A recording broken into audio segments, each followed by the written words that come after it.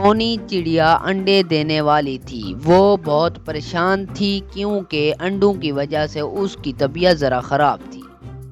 उससे अपने घोंसले की मुरम्मत नहीं हो पाई। हर साल की तरह उन दिनों भी बरसात का मौसम आया हुआ था। टोनी चिड़िया को इस बात की चिंता थी कि कहीं बरसात आ गई तो उसका घोंसला टूट जाएगा, क्योंकि इसका घोंसला बहुत पुराना था और ज्यादा बरसात बर्दाश्त नहीं कर सकता था। वो ऐसे ही परेशान बैठी थी और उधर से कालू कौवा आ जाता है।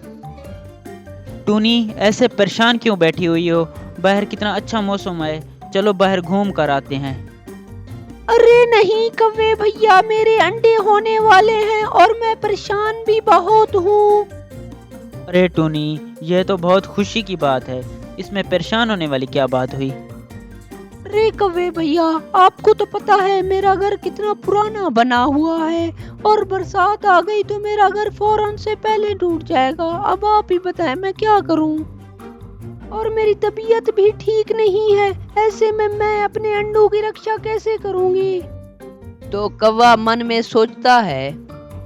अरे, अब ये चिड़िया मुझे ही अपना घोंसला मुरम्मत करने के लिए ना बोल दे। मैंने तो अपना घोंसला ही बड़ी मुश्किल से बनाया है। ऐसा करता हूँ, यहाँ से चला जाता हूँ। अच्छा टूनी, अब मैं चलता हूँ। मुझे एक ज़रूरी काम याद आ गया है। ये कहकर कौवा वहां से चला जाता है और रात हो जाती है। टोनी चिड़िया उस परेशानी में सो जाती है। अगली सुबह बरसात होना शुरू हो जाती है। अगर अकेली बरसात होती तो टोनी का घोंसला बच सकता था, लेकिन बरसात के साथ साथ तेज तूफान भी था, जिसकी वजह से टोनी का घोंसला हिलने लगता है। हाय अल्लाह, ये क्या हो गया है? मेरा घर तो पूरी तरह से हिल रहा है। अब मैं क्या करूं? ये ना हो कि मेरा घर गिर जाए और मेरे अंडे हो जाएं। इससे पहले मुझे कहीं और निकलना होगा। वो ये सोचकर अपने घर से बाहर निकल जाती है।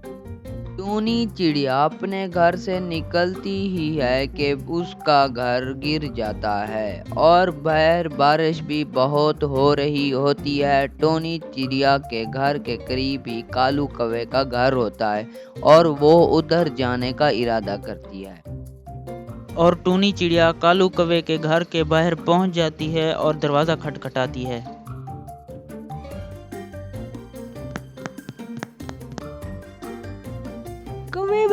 कौवे भैया दरवाजा खोलें।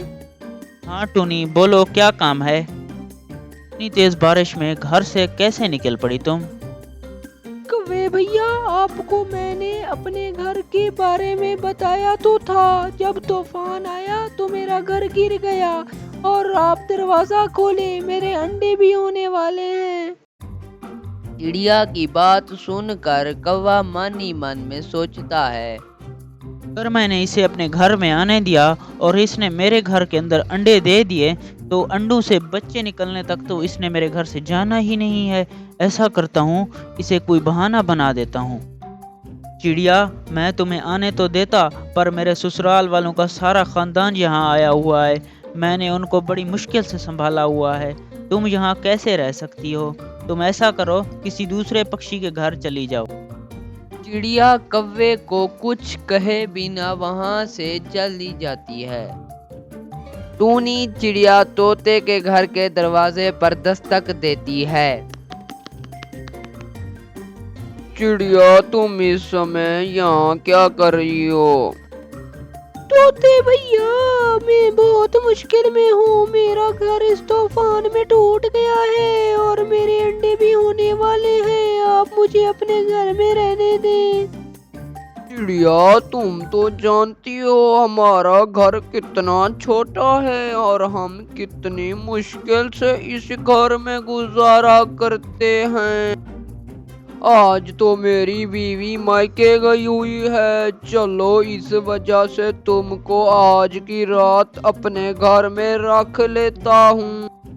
लेकिन सुबह होते ही तुम्हें यहाँ से जाना होगा और अपना घर का बंदोबस्त करना होगा, चाहे बारिश रुकी हो या ना रुकी हो। आपका बहुत बहुत धन्यवाद तोते भैया, मैं सुबह होते ही यहाँ से चली जाऊंगी। टोनी चिड़िया को घर के अंदर गर्माइश मिलती है और वो कहती है, सच में घर किसी नेमत से कम नहीं है। और फिर रात हो जाती है। बाहर बारिश भी बड़ी जोरों से हो रही होती है और टूनी चिड़िया सो जाती है। अगली ही सुबह वो अंडे भी दे देती है। अब मैं कहाँ जाऊँ, बारिश रुकने का नाम ही नहीं ले रही हूँ, लेकिन मुझे जाना होगा, अपने और अपने अंडों के लिए कुछ करना होगा। फिर वो अपने अंडों को लेकर तोते के घर से चली जाती है।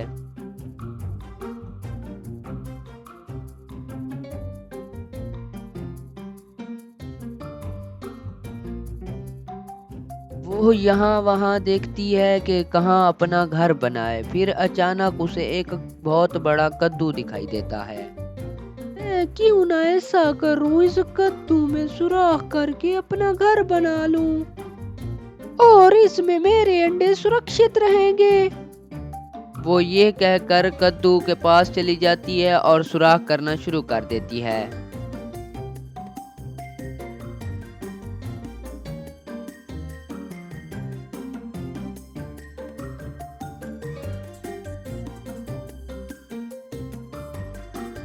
चिड़िया कद्दू में सुराख कर रही होती है और बारिश अभी तक भी हो रही होती है और चिड़िया उधर कद्दू में सुराख कर लेती है और अपने अंडों को कद्दू में ले जाती है। चिड़िया अपना महफूज घर बना लेती है और वो बहुत खुश होती है।